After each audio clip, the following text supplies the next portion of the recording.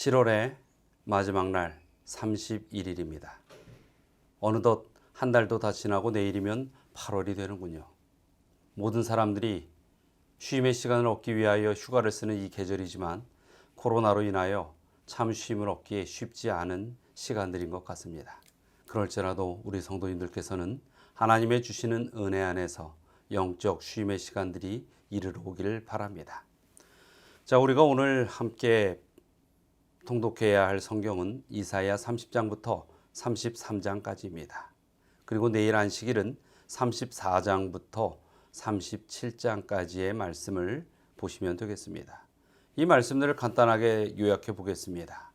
이사야 30장에서는 애굽과 동맹하지 말라는 기별이 기록되어 있고 31장에서는 애굽을 의지하는 것이 얼마나 어리석은지에 대하여 살펴볼 수 있습니다. 또 32장에서는 여호와의 의의 나라에 대한 기록과 33장은 이스라엘에 이르러 올 궁극적인 구원의 언약에 대한 말씀을 살필 수가 있습니다. 또 34장에서는 하나님의 주권적인 심판, 35장은 메시아의 왕국에 대한 설명과 구원에 관한 말씀이 기록되어 있습니다. 36장은 아수르의 침략의 역사와 또 37장은 히스기야가 하나님께 간절한 마음으로 기도드렸을 때 또 그 기도에 따른 하나님의 응답의 기록들을 우리는 살펴볼 수 있습니다. 이 말씀들 가운데서 오늘 우리가 이 본문으로 삼고 함께 교훈을 나누고자 하는 것은 이사야 34장 14절부터 16절의 말씀입니다. 특별히 이 말씀들을 좀 더 이해하기 쉽도록 오늘은 쉬운 성경의 기록들을 가지고 함께 이 시간에 나눠볼까 합니다. 14절입니다. 시온의 죄인들이 두려움에 떨고 하나님을 떠난 사람들이 겁에 질려 있다. 그들이 말하기를 우리 가운데 누가 이 멸망의 불에서 살아남을 수 있을까? 우리 가운데 누가 이 영원히 꺼지지 않는 불을 견디어낼 수 있을까라고 한다. 의로운 일을 하고 정직하게 말하는 사람, 부정한 돈을 받지 않고 뇌물을 거절하는 사람, 살인자의 나쁜 계획에 귀를 막고 악한 일은 보는 곳조차 하지 않으려고 눈을 감는 사람. 이런 사람은 안전한 곳에 거할 것이다. 높고 굳건한 바위 요새가 그들의 피난처가 되며 빵이 부족하지 않고 물이 떨어지지 않게 될 것이다. 하나님께서는 이 이사야 33장에서 그 당시에 이 절대 강국 중에 하나였던 아수르에 대한 심판과 또 그거에 대비한 표현으로 이스라엘 백성들에 대한 구원의 말씀을 담고 기록하고 있습니다. 여기에서 이 열대 강국인 아수르를 볼 때에 아수르는 오늘날로 이 비교해 보면 권세를 가진 세상을 상징한다고도 할 수 있습니다. 세상은 하나님을 온전히 섬기고 하나님에 대한 경외함을 갖는 그러한 모습을 찾아볼 수 없는 대상의 특성을 가진 것이 이 세상입니다. 또한 이 세상은 하나님을 믿는 백성들에 대한 존중도 없습니다. 사단에게 온전히 그 주권을 사로잡힌 세상의 권력들은 하나님의 백성들에게 어쩌면 이 적대적인 것이 당연한 것으로 보일 수도 있습니다. 그런데 이 오늘 본문에서는 그러한 사단에게 붙들려 있는 세상의 권력을 상징하는 그러한 이 하나님을 적대시하는 무리들과 또 하나님께서 선택하시고 또 하나님을 따르고자 원하는 백성들이 모인 하나님의 백성, 이 극명한 두 무리가 있는데 그들을 이야기하는 것이 아니라 그 두 무리 사이에서 상당한 위기에 빠져 있는 그 무리들에 대한 이야기를 우리가 듣고 깨닫기를 바라시는 것입니다. 오늘 본문에 보면 그 무리들을 뭐라고 표현했냐면 시온의 죄인들이다라고 이야기했습니다. 곧 경건치 않은 자들. 그런데 이들은 원래 어디에 속해 있는 사람들입니까? 하나님의 백성 중에 거하면서도 그 행위와 습성이 앗수르와 별로 이 다를 바 없는 불법하고 불의한 그러한 유대인들을 한 무리로 지칭하는 것입니다. 이들은 앗수르를 삼킨 그 하나님의 심판의 불이 자신들의 그 죄된 모습을 스스로들이 느끼면서 그들 또한 삼킬 줄 모른다는 아주 극도한 불안감에 지금 사로잡혀 있는 것입니다. 정말로 이 땅의 믿음의 백성들을 향하여 하나님은 은혜를 베풀길 원하십니다. 그러나 그 하나님의 백성들 가운데에는 이토록 몸은 하나님의 영역 안에 있으면서도 그 속마음과 삶의 모습은 이렇게 앗수르의 법을 따르고 있었던 이스라엘 백성의 일부의 모습처럼 세상과 다를 바 없는 삶을 사는 그러한 영적 무리들이 있다는 것입니다. 하나님의 진노를 두려워하지도 않고 하나님과 과연 함께 할 자. 여러분, 하나님을 이 공포감에 있어서 두려워하는 것은 그리스도인들에게는 그리 바람직한 모습은 아닙니다. 좀 전에 제가 말씀드린 하나님의 진노를 두려워하지 않는다는 것은 하나님에 대한 언약을 붙들고 사는 백성이란 뜻이죠. 과연 이런 사람들은 누가 그렇게 하나님과 동행하는 사람들이 될 것인가? 오늘 본문에서는 그렇게 하나님을 두려워할 필요도 없고 하나님의 은혜 가운데서 사는 그런 자들을 6가지의 의를 가진 자들이다라고 우리에게 설명하여 주고 있습니다. 오늘 본문에서 나타나는 그 6가지의 의, 그것을 한번 우리는 살펴볼 필요가 있습니다. 첫 번째는 공의롭게 행하는 자다라고 했습니다. 여러분, 공의가 무엇입니까? 이 공의라는 것은 누가 봐도 의로운 것을 공의라고 이야기하는 것입니다. 이것은 하나님의 품성에서 나오는, 그리고 하나님의 법에서 나오는 아주 고유한 모습이죠. 즉 공의롭게 행하는 자라는 것은 어떤 자들이겠습니까? 그것은 하나님의 법을 알고 하나님의 법 가운데서 죄로 치우치지 아니하고 살아가는 자들, 이런 자들이 공의로운 자들이다라는 것입니다. 두 번째는 정직하게 말하는 자들을 이야기합니다.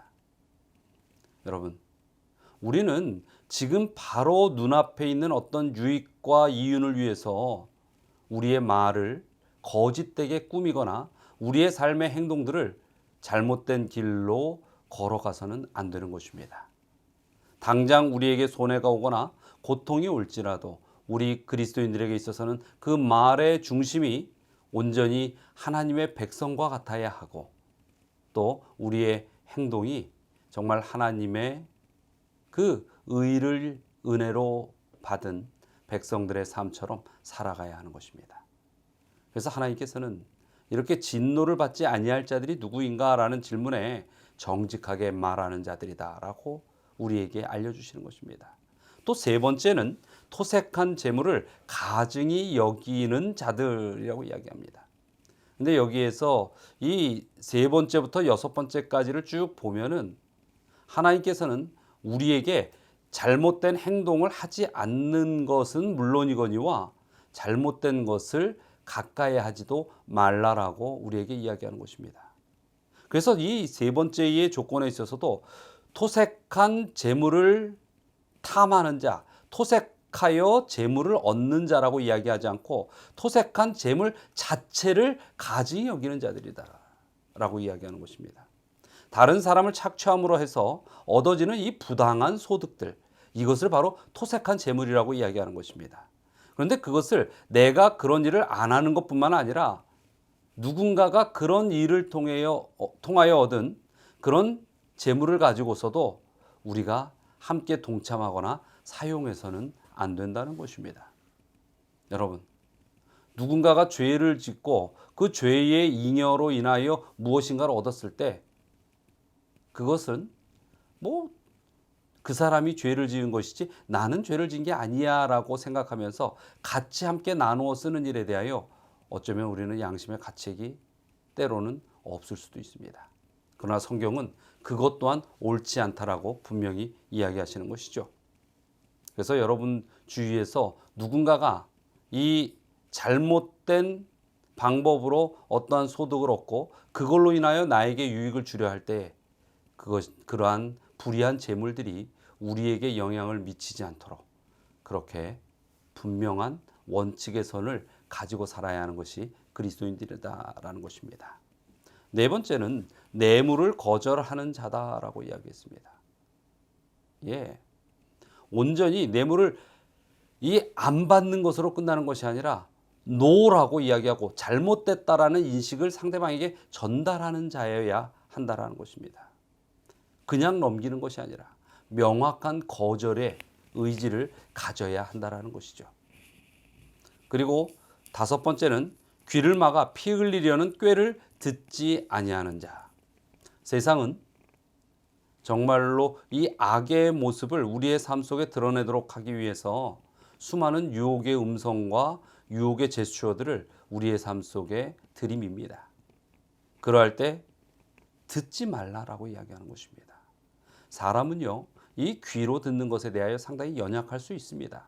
그리고 견물생심이라고 우리 눈앞에 당장에 얻어질 수 있는 어떠한 유익들이 밀려올 때에 우리는 정말로 누구라도 연약해질 수 있는, 그래서 감히 어떤 시험도 나는 이길 수 있다라고 장담할 수 없는 그러한 부족한 모습을 가진 것이 우리의 삶입니다.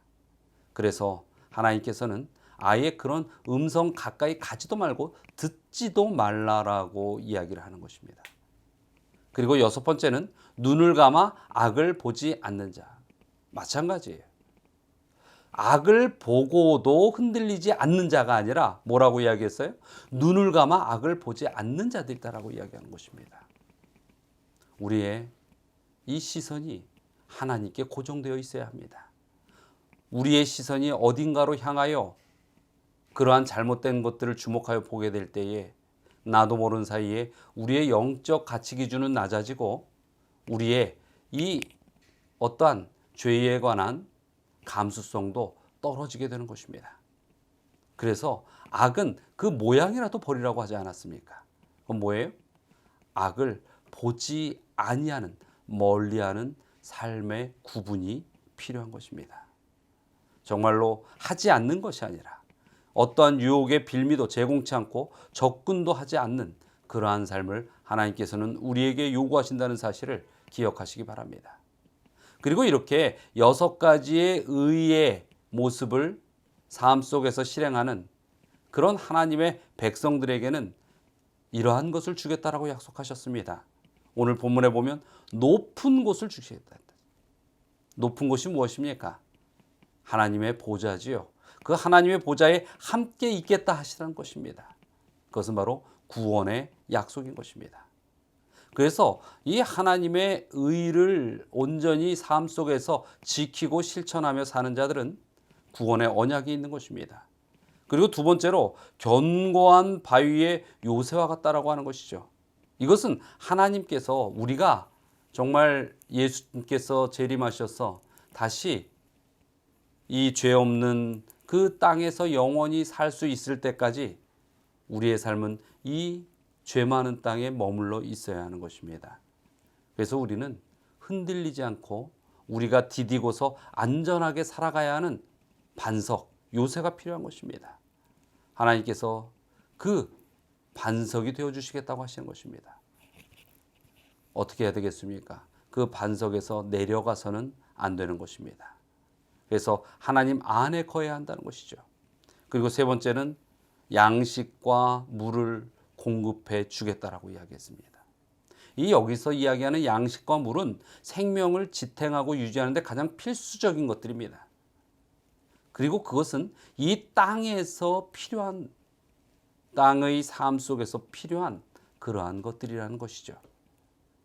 즉 이것은 무엇이냐면 이 땅에서 우리가 비록 풍족하지 못할지라도 또 때로는 풍족의 축복을 받을지라도 어찌하든 간에 이 땅에서의 삶조차도 하나님께서 축복하시고 이끄시고 책임져 주신다는 그 사실을 믿으라는 것입니다. 삶을 지켜주시는 하나님, 우리를 살게 하시는 하나님, 바로 우리를 영육간에 강건하게 하시겠다는 그 하나님의 마음이 우리를 향한 약속의 진실인 것입니다. 데살로니가전서 5장 23절에 보면 평강의 하나님이 친히 너희를 온전히 거룩하게 하시고 또 너희의 온 영과 혼과 몸이 우리 주 예수 그리스도께서 강림하실 때에 흠없게 보존되기를 원하노라. 이렇게 말씀하고 계십니다. 하나님께서 원하시는 것, 그것은 우리를 온전히 거룩하게 하시겠다는 것입니다. 거룩하다는 것은 구별되는 것이에요. 즉 우리가 하나님을 믿기로 할 때에 세상에서부터 우리는 구별되고 그 구별된 것을 지키게 역사하시는 것이 하나님의 은혜의 권능이라는 것입니다. 그리고 그렇게 구별된 우리의 삶을 영과 혼과 몸, 우리의 모든 삶의 믿음과 생명과 이 땅에서의 살아가는 모든 방법까지도 온전히 주님 오시는 날까지 보존되도록 그렇게 지켜주시겠다는 약속을 하시는 것입니다. 여러분, 우리의 신앙은 마라톤과 같은 신앙입니다. 한순간 뜨거워졌다가 식어버리는 신앙이 되어서는 안 되고, 또 하나님을 믿는다 하면서도 온전히 하나님 곁에서 머물지 못하는 그런 신앙이 되어서도 안 되는 것입니다. 한결같은 신앙, 그리고 하나님 안에서 온전히 섬기고 또 이 땅에 복음을 향하여 봉사하는 신앙, 또 하나님의 몸인 교회에 온전히 헌신하고 충성하는 신앙, 이러한 신앙이 우리에게 필요한 신앙임을 기억하시게 되기를 이 아침에 모든 우리 믿음의 가족들에게 호소합니다. 자, 오늘의 이 기도의 제목입니다. 첫 번째는 온전한 안식일과 예배를 위하여 기도해 주시기 바랍니다. 이제 오늘이 지나면 우리에게 또 안식일이 오지요. 정말로 사단이 이 코로나 때에 가장 크게 하나님의 백성들을 공격할 것이 무엇인지를 생각해 봅니다. 그것은 바로 주님과 만나는 예배인 것입니다. 그래서 오늘 안식일이 언제부터입니까? 해질 때부터입니다. 내일 해질 때까지 이 안식일을 온전히 구별하여서 하나님께 욕되지 아니하는, 하나님께 영광을 돌리는 그런 날로 준비하시기 바랍니다. 그리고 두 가정을 위하여 또 기도 요청합니다. 주영광 집사님 가정, 조현구 집사님 가정을 위하여 기도하겠습니다. 다 함께 기도하겠습니다. 사랑과 은혜가 많으신 하나님, 진정 저희가 주님의 날을 거룩하게 구별하여 온전히 지키며 우리의 인간의 잘못된 연약한 의지로 주님의 날을 더럽히지 않는 참 믿음으로 맞이하는 기쁨의 안식일이 되게 하여 주시옵소서. 그리고 주영광 집사님과 조영구 집사님 가정을 위하여 기도드리오니 주님께서 그 두 가정을 특별히 붙드시고 말씀으로 강권하시고 축복으로 역사하여 주시옵소서. 오늘 하루의 삶 속에서도 저희의 모든 삶이 주님의 은혜 안에 항상 감사할 수 있는 삶이 되도록 이끌어 주시옵길 바라며 예수 그리스도의 이름으로 기도드리옵나이다.